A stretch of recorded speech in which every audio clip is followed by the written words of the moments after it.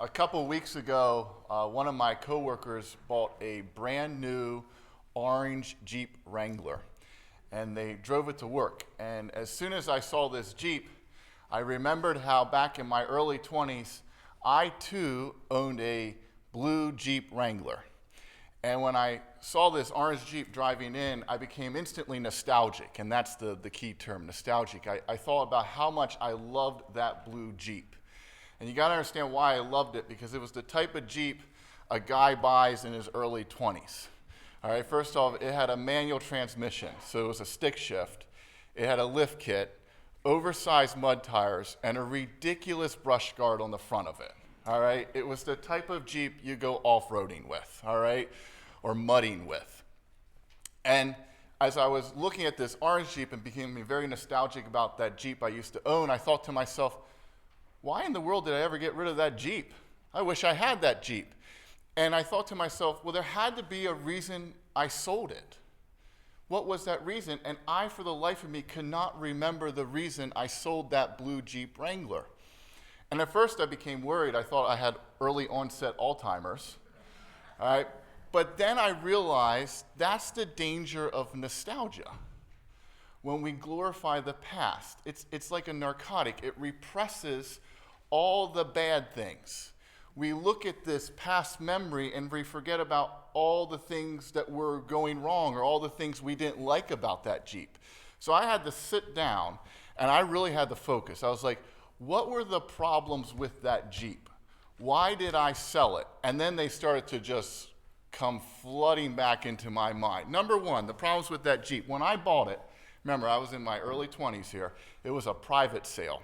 And when I bought it from the guy, we did the paperwork, and I said, okay, can I have the key? He's like, I don't have the key. He's like, I lost the key. I said, well, how do you drive the Jeep? And he handed me this. This is the exact thing he handed me with. I dug it out of the toolbox for St. Luke's Show and Tell, a flathead screwdriver.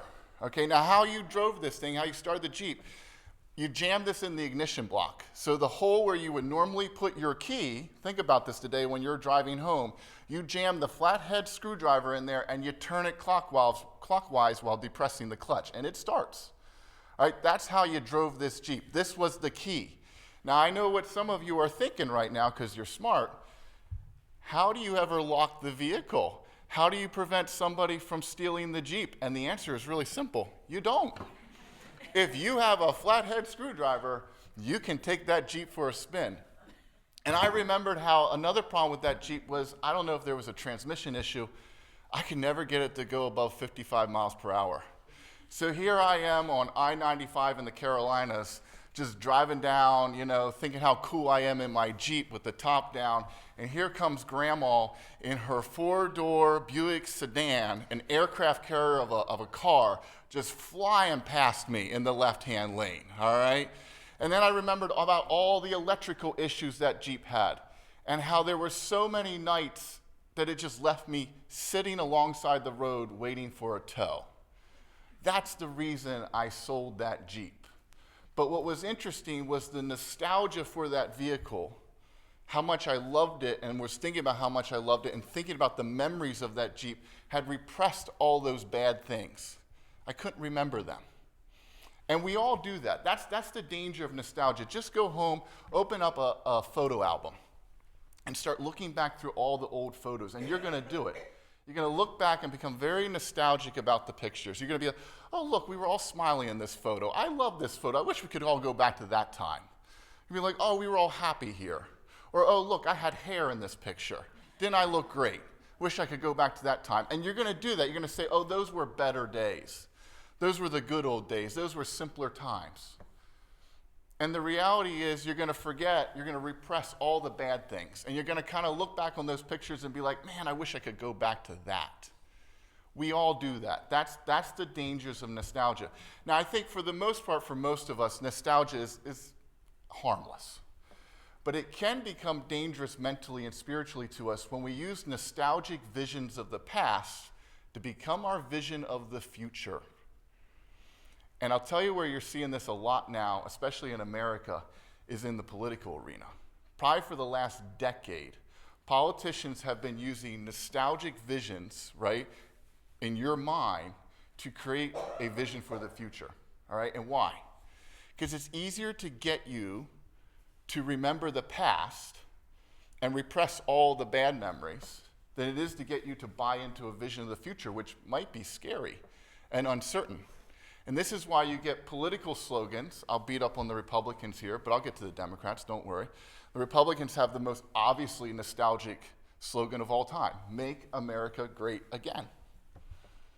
But don't worry, I'm fair. The Democrats do it too. They're just a little bit more subtle with it. They talk about, let's go back to a time when we lived in accordance with the United States Constitution, when we had respect for human life and dignity.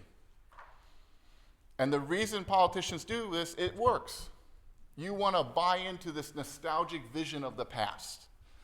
Notice the genius in these political slogans is they don't exactly define to you when America was great or when we were living in accordance with the United States Constitution. They let you figure that out. Isn't that interesting?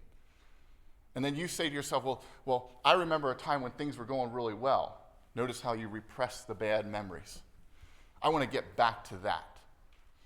And that can be dangerous because now we're using nostalgia, a fantasy about the past, to guide our steps into the future.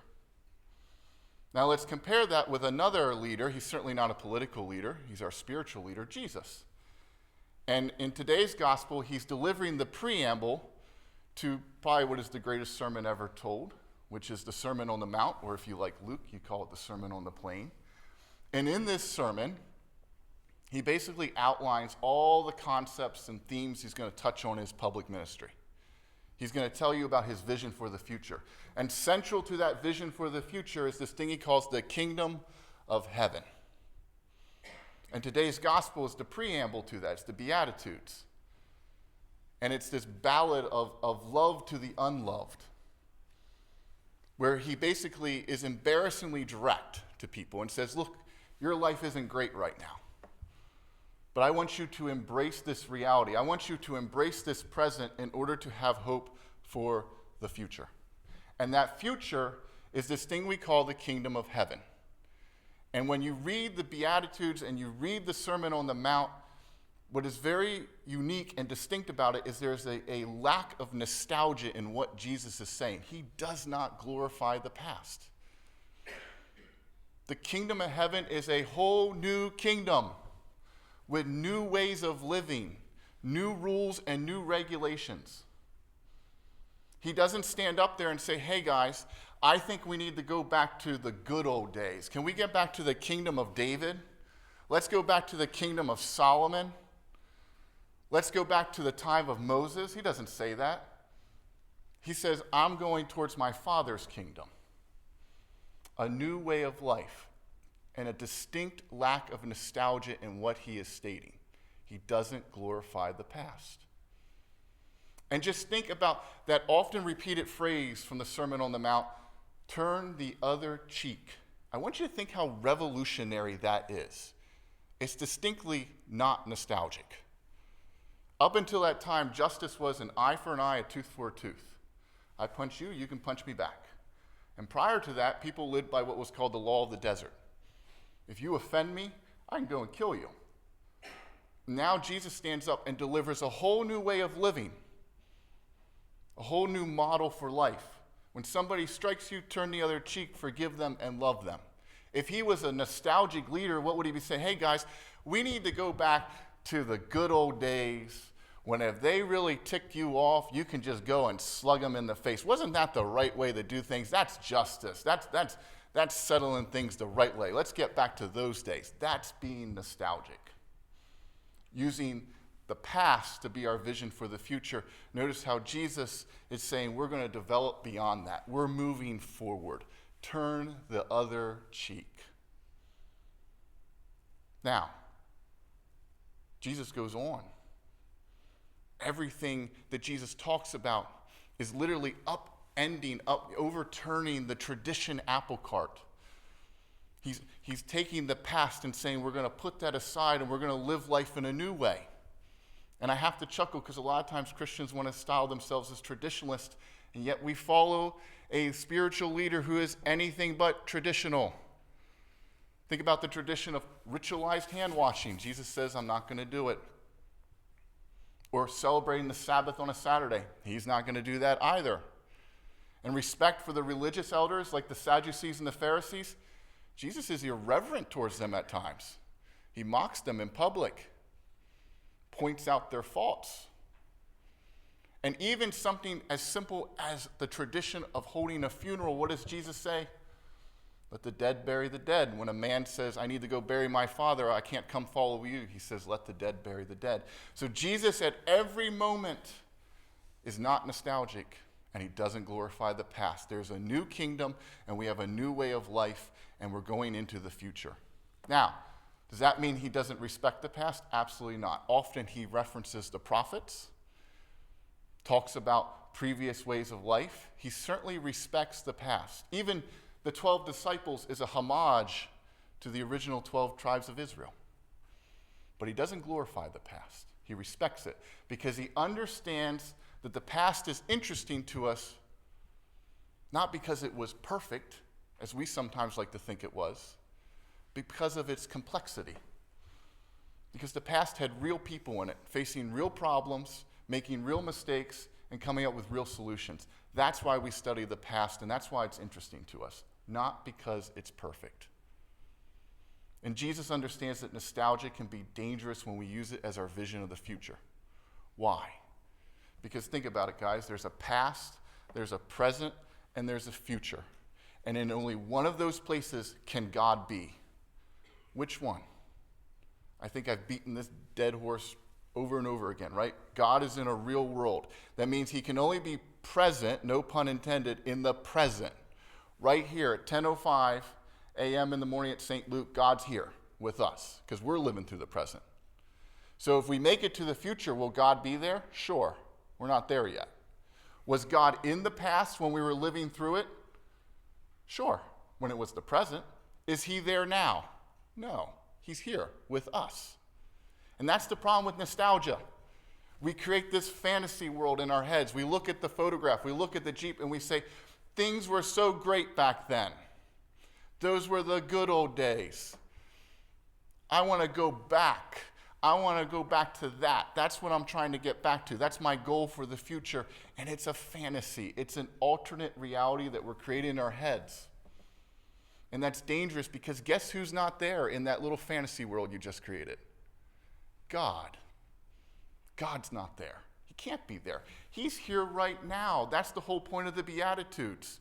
That as unpleasant as life is for you right here and right now, maybe you have stress, you're stressed out, financial issues, health issues, you're trying to take care of somebody, and life's rough, guess what? You're blessed because God is next to you.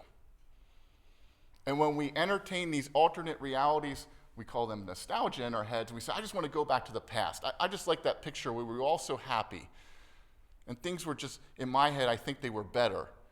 Now we're walking away from God. That's why nostalgia is dangerous. And Jesus understood that.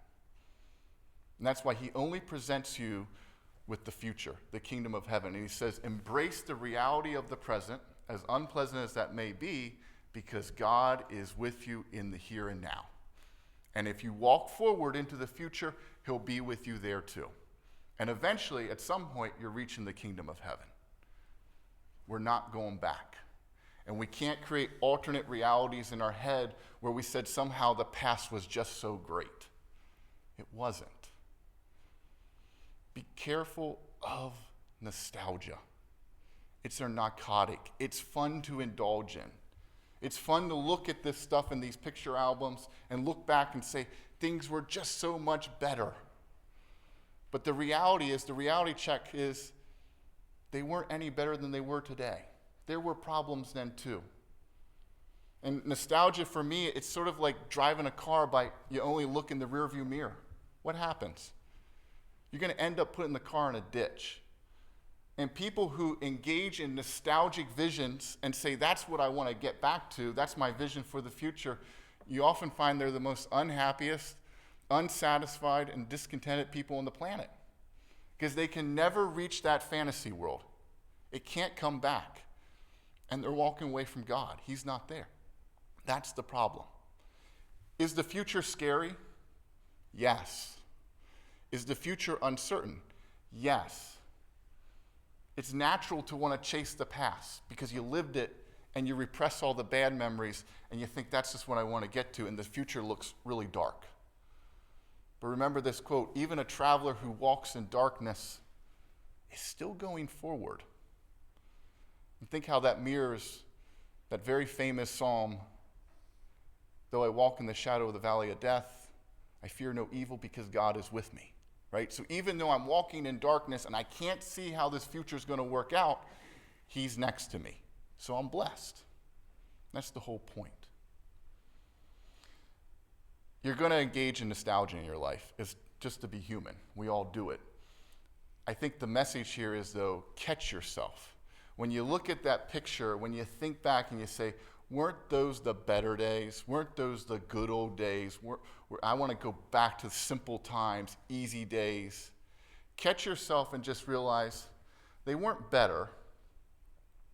They weren't the good old days. They were just another day. Amen.